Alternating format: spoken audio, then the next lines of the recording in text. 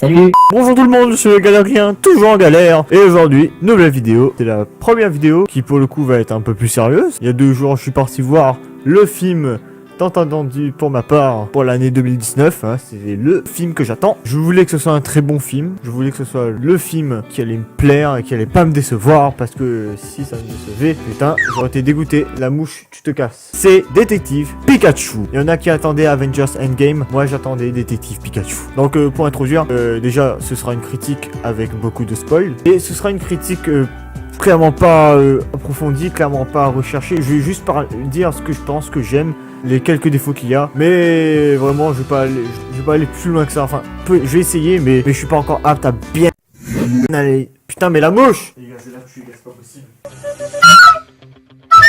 Elle est où cette merde? Putain, elle est où? Yes, je l'ai eu! Désolé. Donc du coup, c'est parti pour la critique du film Détective Pikachu. Qu'est-ce que j'ai pensé? Est-ce que ça vaut le coup?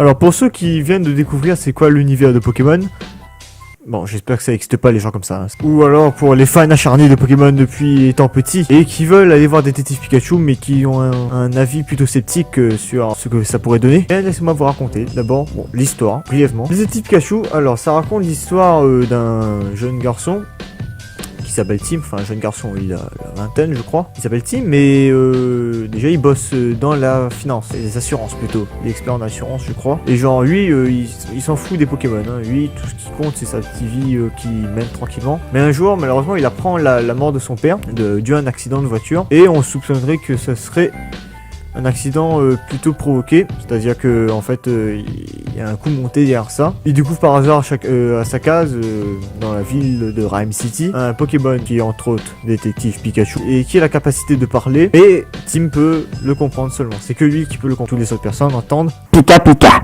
Donc tous les deux ils vont mener l'enquête pour retrouver son père, car Pikachu c'était également le Pokémon du papa de Tim. Ils vont être aidés par une journaliste qui a spawn comme ça dans le film en mode personnage de Pokémon. On y reviendra après en ce qui concerne les persos. Tous les 3 du coup, plutôt tous les 4, puisqu'elle est accompagnée d'un Psychoquack, vont découvrir le mystère de tout ça. Et au final, ils apprennent que c'est Mewtwo. Non, je déconne. Ça c'est juste le synopsis. Je vais pas raconter la fin parce que c'est trop long sinon mon résumé. Donc globalement, le film est franchement sympa. Donc c'est un pouce en l'air pour moi. Qu'est-ce qu'on peut aborder en premier qui est bien dans le film? Parce qu'il y a des défauts aussi, mais je vais en parler après. D'abord, le truc bien dans le film, c'est l'ambiance quoi. L'ambiance est nickel, c'est nostalgique, c'est féerique, c'est Pokémon, c'est ce qu'on veut. D'une part, grâce à l'ambiance de la ville, et la ville en elle-même, l'environnement et tout. Ensuite, les paysages et même les personnages quoi, qui apportent une ambiance aussi Pokémon. Alors déjà, la ville, c'est Rhyme City. Et en fait, ce que j'aime là-dedans, c'est vraiment le côté Pokémon qui est bien mis en avant quoi. C'est vraiment une ville Pokémon comme on rêverait d'avoir. Il y a plein de petits détails là qui sautent à l'œil et qui font plaisir à voir. Comme par exemple les panneaux publicitaires à la Pokémon, les restaurants où il y a des Pokémon qui travaillent avec d'autres personnes. Faut savoir que dans le film, la ville ça a été créé comment on dit ok Google, conceptualisé. Voilà, c'est un mot ça. Donc je veux dire, il y a un mec c'est un grand scientifique je crois, ou un chercheur, qui avait conceptualisé une ville où les Pokémon et les humains vivraient en harmonie. C'est-à-dire qu'il n'y a ni esclaves ni soumission. C'est genre les Pokémon ils travaillent dans la ville. Ils ont des métiers qu'on aurait nous, mais ils sont attribués à eux. Et c'est sympa à regarder parce que ça montre vraiment, comment dire, une égalité entre Pokémon et humains qui est bien distincte et genre ça rend quelque chose de beau à voir. Voilà, tout simplement. C'est nul, mais oui, je kiffe juste voir ça. Genre par exemple voir un Maconieur qui fait la circulation, ou alors il y avait quoi encore, le Ludicolo en question qui sert dans un bar. Ça c'est marrant à voir et c'est super, franchement, moi j'aime bien. Et en fait le truc c'est que dans cette ville, chacun a un Pokémon attribué à lui. Attribué à lui, c'est lui qui a choisi, bien évidemment. Mais Tim, lui, si on revient au personnage, lui, il n'a pas de Pokémon. Mais je fais d'abord la part des choses. On va parler de Tim après. Donc qu'est-ce qui est bien encore dans l'ambiance? Alors oui, dans l'ambiance de la ville, c'est alors beaucoup de personnes l'ont dit, mais je le redis parce que c'est une simple vérité. C'est le jeu des lumières, le jeu des ombres et tout qui passe crème. C'est un peu comme un film noir, hein, l'ambiance est mature, et c'est ce que j'attendais d'un film de ce film-là, hein, de Détective Pikachu. Le jeu des lumières et tout ça c'est bien géré, c'est bien construit. Moi j'ai adoré ça, hein, c'est kiffant à regarder ça. Je sais pas quel autre film qui a utilisé ce genre de lumière là, ça fait un peu chill je trouve, hein. En fait le monde même est vivant, le monde de Pokémon dans Détective Pikachu est vivant et bien remarquable. Chaque truc est bien placé et bien détaillé pour que ça soit comme dans un monde Pokémon comme on le souhaiterait. Et ça, tu vois, mais c'est un bon travail des mecs qui bossaient derrière, que ce soit les scénaristes ou la prod ou les réalisateurs. Ça c'est un bon boulot, tu vois, c'est pas des mecs qui ont fait un film Pokémon pour en faire du fric. Non, tu sens que les gars, ils aiment l'univers Pokémon. Tu sens que les gars, ils ont quelque chose à faire de Pokémon. Tu sens que les gars, ils ont voulu viser un public où vraiment tout le monde allait kiffer. Que ce soit les enfants ou les adultes qui ont joué à Pokémon étant petits, ou même les ados comme moi. Parce que putain, qu'est-ce que t'es posé quand tu vois ça, c'est cool. Par contre, allez voir ça avec des potes. Si vous allez voir ça tout seul, c'est triste, vraiment, hein. Moi, pour la petite histoire, je l'ai mis cette vidéo sur Facebook.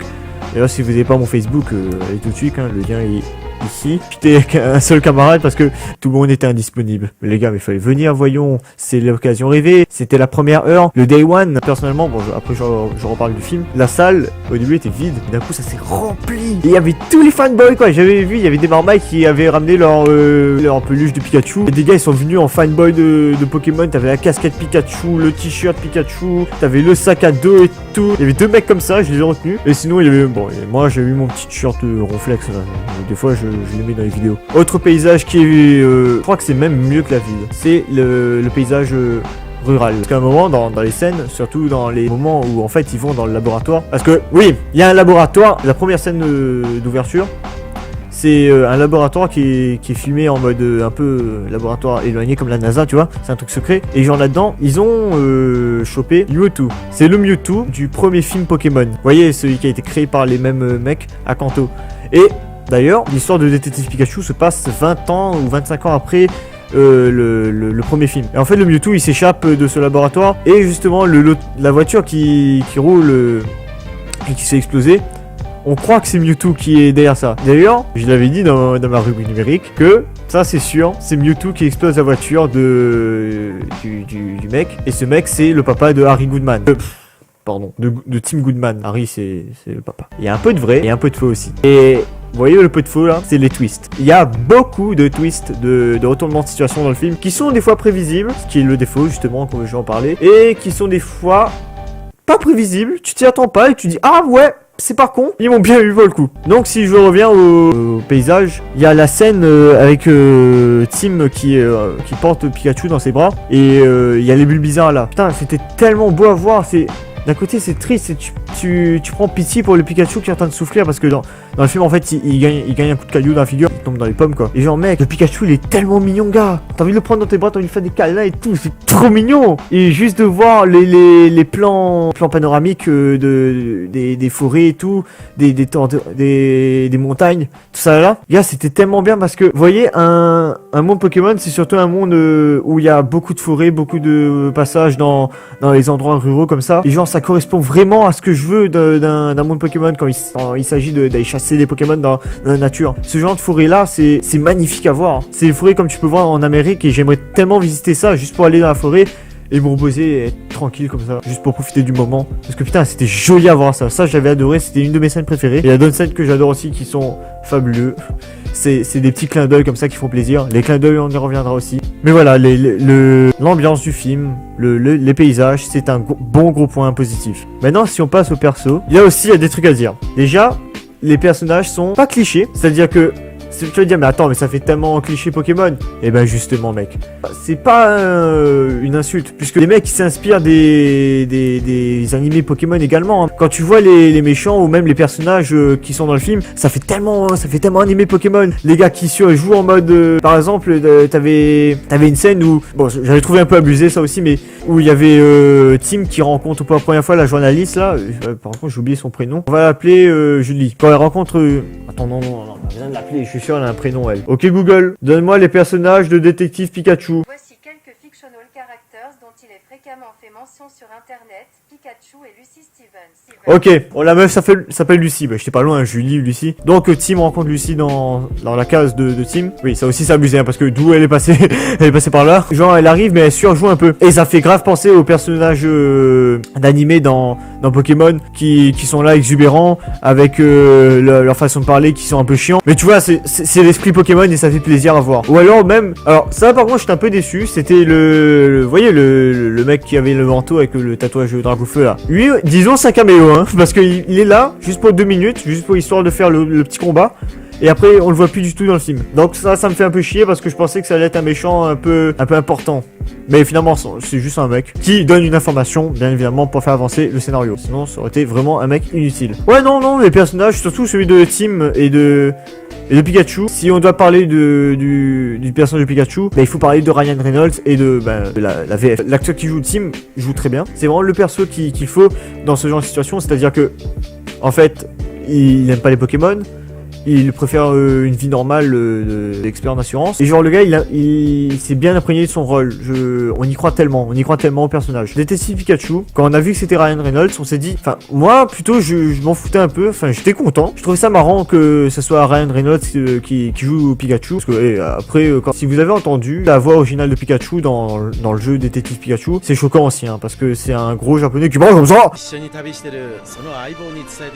Et du coup ça me choquait pas trop de voir une voix grave pour Pikachu. Et ben tu sais quoi, ils s'en sortent très bien parce que déjà d'une part les répliques sont drôles, Pikachu est mignon. Alors j'ai pas vu en VO mais j'ai vu en VF et les lignes de texte sont juste parfaites. Non seulement il y a de la blague, il y a aussi des expressions utilisées qui sont des expressions vraiment de l'univers Pokémon, mais c'est des expressions à nous, mais là c'est dans l'univers. C'est-à-dire que par exemple à un moment t'as Pikachu, il se fait gratter le ventre comme ça, il fait oh là là, sainte mère d'Arceus. Tu vois, il dit sainte mère de Dieu et c'est marrant. C'est des petits détails comme ça qui font plaisir à entendre. Il dit plein d'autres répliques comme ça. Bon, j'ai pas retenu, c'est vraiment celle-là que j'ai retenu parce que c'est j'ai pété un rire sur le coup, je suis putain, c'est trop bien. Et genre, je trouve qu'il est dynamique. Ce Pikachu est dynamique et ça me plaît bien. Alors, le méchant du film, le méchant, bon, ça va faire une bonne transition pour parler du scénario ensuite et des twists. Le méchant du film, on sait pas trop c'est qui au début parce que je suis con. je savais pas trop c'était qui, mais quand j'entendais, alors il y a une scène du train où d'ailleurs on voit Excellang. C'était marrant de voir ça aussi, hein. Je fais un truc sur Excellang là pour parler de quelque chose en particulier. C'est vraiment le clin d'œil et le fan service. Pas le fan service, non, pas le fan service. Au contraire, le fan service c'est pas bien. Mais c'est les clins d'œil et les petits trucs, les petites références entre guillemets qui font plaisir. Genre par exemple Excellang qui bave sur Tim. Ça c'est drôle à voir, même si c'est un peu dégueu, mais tu vois, c'est un truc de la vie courante de Pokémon. C'est bien retranscrit. Mais quand je parle des clins d'œil et des petites références qui font plaisir, c'est par exemple dans une scène où l'on voit Tim et son pote qui est au passage le mec qui joue le chauffeur de Deadpool. Là on a une scène où on va nous mettre vraiment d'entrée de jeu dans l'univers de Pokémon. C'est-à-dire qu'il y a le pote de Tim qui dit vas-y attrape un Pokémon, t'en as pas, faut que tu attrapes celui-là et celui-là te correspond bien car c'est un Osley. Et en fait ça prouve que les gars, tu vois, ils ont quelque chose à faire de Pokémon. Le Osley en question, c'est un Pokémon qui est solitaire. Il est tout seul, il a perdu sa maman et il porte du coup le crâne de sa défunte mère. Retenez ça. T'as le Tim qui arrive comme ça avec sa Pokéball. Déjà, on voit une Pokéball et c'était cool de voir comment elle fonctionne et tout. Parce que ça me plaît bien de la petite Pokéball qui s'éclaircit comme ça. Tim arrive, avance vers le Pokémon et fait alors, comment ça va mon Osley? Tu vas bien? Dis ça fait quoi de porter le crâne de ta maman qui est morte? Tu vois, et ça c'est ce qui est dit dans le Pokédex. En entendant ça, je me suis dit putain, les gars ils sont trop forts. Ça fait plaisir à entendre, tu vois. Jamais un réalisateur ou un scénariste qui connaît pas Pokémon s'aurait dit, on va lui dire ça. Le personnage va dire cette réplique là. Ça c'est un truc, tu vois, qui touche, qui rajoute un truc en plus qui fait plaisir. Ce qui est bien aussi, c'est qu'en fait le Osley, ça représente aussi également Tim. Étant donné qu'il est solitaire, Tim aussi, c'est un mec qui est solitaire. Déjà, il n'a pas de Pokémon. Il est un peu tout seul dans son travail. Et le chien, ferme votre bouche! Et en fait, il a perdu sa maman également. Il a perdu sa maman et son papa par la même occasion par la suite. Et pour les méchants, et autre clin d'œil qui fait aussi plaisir, c'est... Ah oui, je suis sûr que personne n'avait remarqué ça. Il y a que moi qui pensais à ça, je sais pas pourquoi. Vous voyez la scène à la bande-annonce où t'as une montagne qui se lève comme ça, il y a un tremblement et tout. Alors en fait, ça, c'est des Torterra.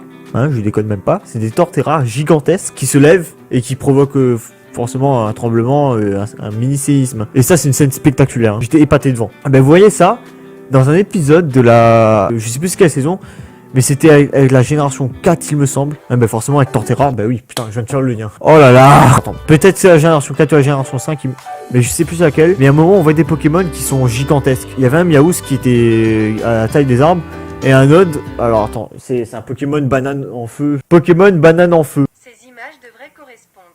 Merde, c'est quoi cette merde là? Oh non, c'est pas ça du tout. Il faut que je trouve le nom du Pokémon. Oh voilà, oui, c'est lui. C'était Afflamanoir. Bah c'est une banane en feu. Pour moi, c'est une banane en feu. Lui aussi était gigantesque. Et je suis sûr c'est une référence à ça. Je suis sûr c'est une référence à cet épisode là parce que c'est trop... Pour moi, ça sautait aux yeux. Il y a peut-être des gens qui ont pas pensé à ça, mais pour moi, c'était ça. Et autre dernier clin d'œil, mais il y en a tellement encore. Allez voir ce film, hein. Je vous le dirai après, mais il y a la scène crédit à la fin, la scène générique de fin. C'est en animé. Je sais pas si je pourrais mettre la scène de fin pour vous.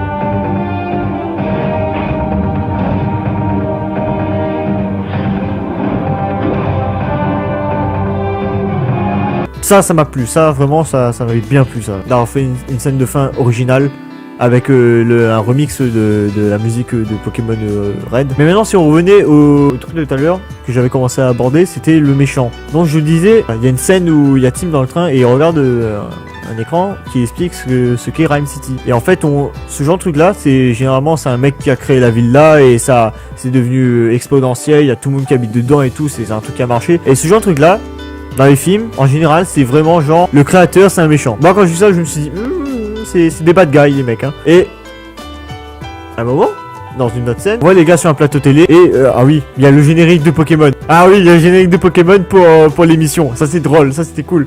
T'entends pa pa pa pa pa pa pa pa pa pa pa pa pa. Ça c'était cool à entendre. Et il y a encore une scène où on entend le générique de Pokémon. C'est une scène où on voit Pikachu qui est dépressif et qui fait: un jour je serai le meilleur dresseur. Je me battrai sans répit. Pokémon Après faut voir le film pour comprendre sa situation là, pourquoi il déprime. Donc je disais, on va y venir. Le créateur de cette ville a également un fils. Et en fait, on fait la part des choses. Tu vois, t'as le créateur, il est dans un fauteuil roulant, donc il est dans une situation inférieure à son fils, qui lui est enragé face à son papa parce que, soi-disant, il n'aime pas les Pokémon. Contrairement à son père qui lui adore les Pokémon, d'où le fait qu'il vive en harmonie avec les humains. Donc là, on se dit, ah, bon, bah c'est lui le méchant, hein, c'est forcément ça. Non, ça c'est quand t'es comme moi et que t'es influençable. Finalement, il y a le twist du méchant, qu'on ne sait pas encore entre guillemets, qui montre à Tim une retransmission holographique de la scène où il y a eu l'accident. Et en fait on en apprend un peu plus, genre c'était bien Mewtwo qui était là. On voit Mewtwo qui fait un truc à Pikachu et qui fait disparaître le papa. Là je me suis dit il y a un truc là il y a un retournement de situation. Au fur et à mesure de l'aventure, déjà ils arrivent, quand je dis c'est Tim et la meuf. Ils arrivent dans le laboratoire, il se passe des trucs, Amphinobi Ninja qui arrive, je vais pas trop rentrer dans les détails, hein. Ils découvrent que le papa était envoyé pour capturer Mewtwo, et en fait là ils comprennent pas vraiment ce qui s'est passé, ils comprennent pas pourquoi le papa est parti capturer Mewtwo comme ça, pour le laboratoire. Et donc s'ensuit ensuite la scène avec les Bulbizarre et tout, c'est mignon à voir, c'est fabuleux. Et là ils arrivent à un moment où ils voient Mewtwo, il y a Mewtwo qui débarque, et il dit à Tim, j'attendais ta visite. Alors quand j'ai entendu ça, par contre je me suis dit, putain non, il peut pas faire ça, ça c'est cliché de ouf, y a pas un mec comme ça, random qui va débarquer en mode, j'attendais ta visite depuis fort longtemps.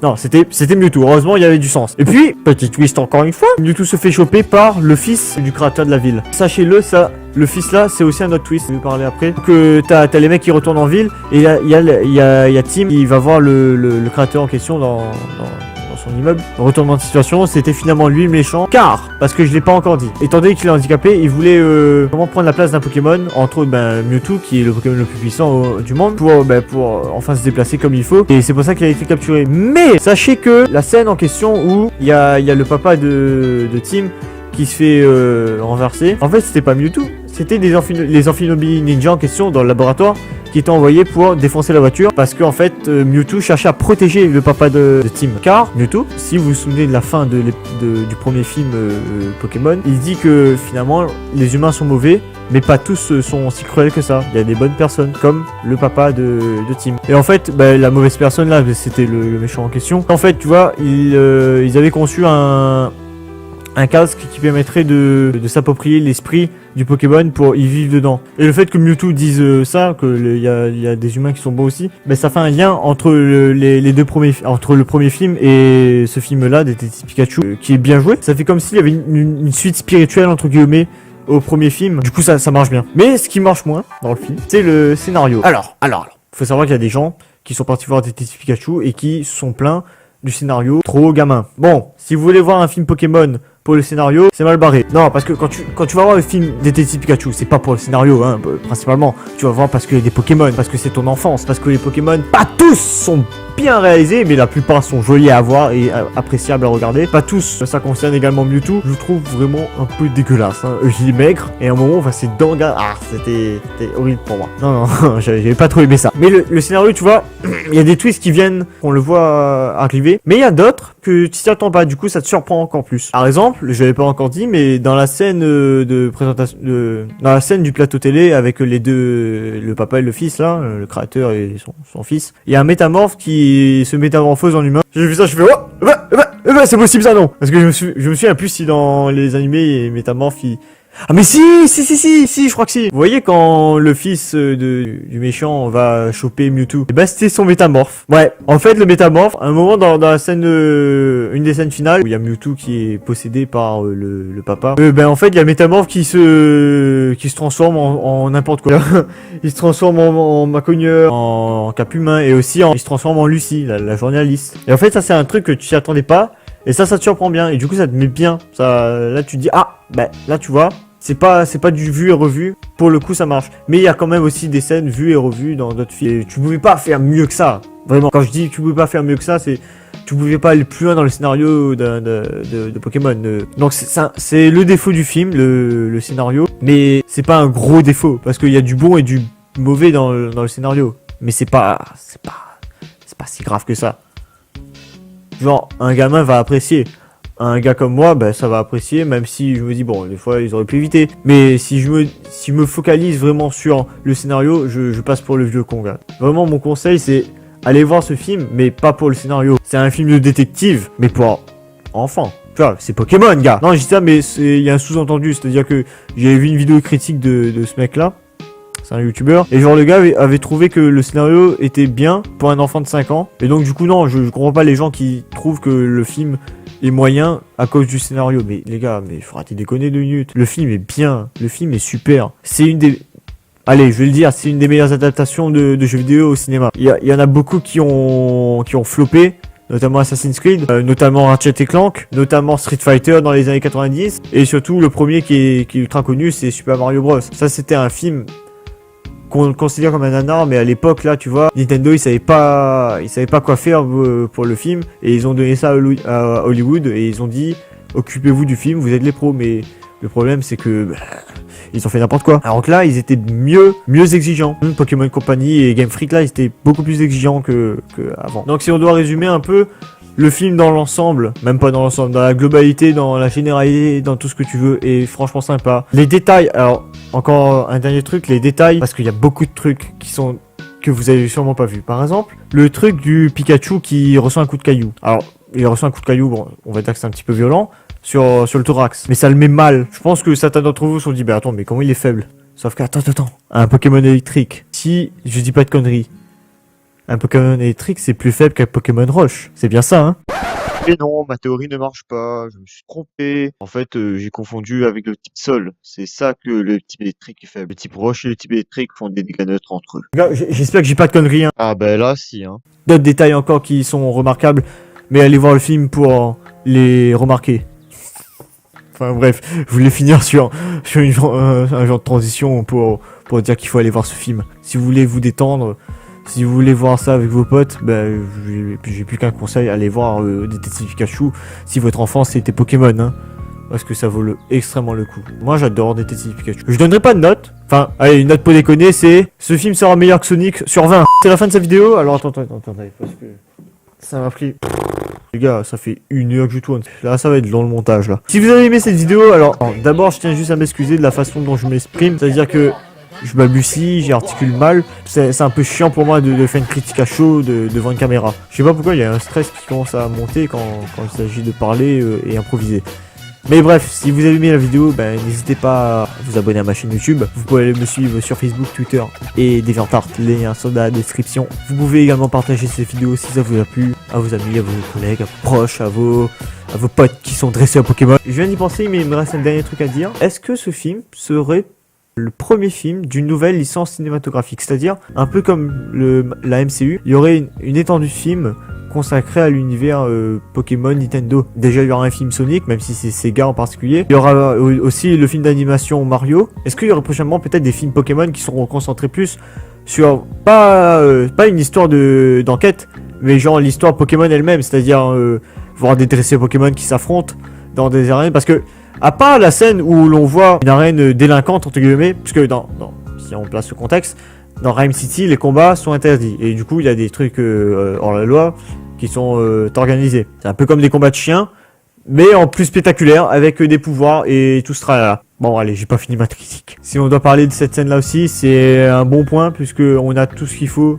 de Pokémon. L'échange de stratégie entre le Pokémon et son dresseur, entre autres Tim qui dit attends, si tu veux le démonter, essaye de faire éclair ou alors tu fais Electa qui est ta meilleure attaque, tu vois. Ça, un truc là, c'est bien.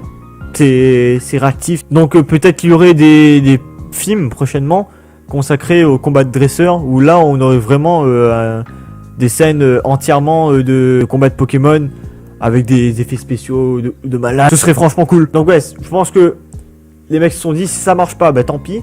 Et si le film cartonne, go faire des suites comme ça. Alors si je dois te dire quelque chose là-dessus, c'est risqué. Ils peuvent foirer à tout moment et les fans ils hésiteront pas à tirer, à tirer sur eux si ça foire. Parce qu'on veut pas avoir de nouvelles catastrophes à la Dragon Ball l'évolution. Donc bref, c'est la fin de la vidéo officiellement. Donc j'ai plus qu'une chose à vous dire, c'est à la prochaine et...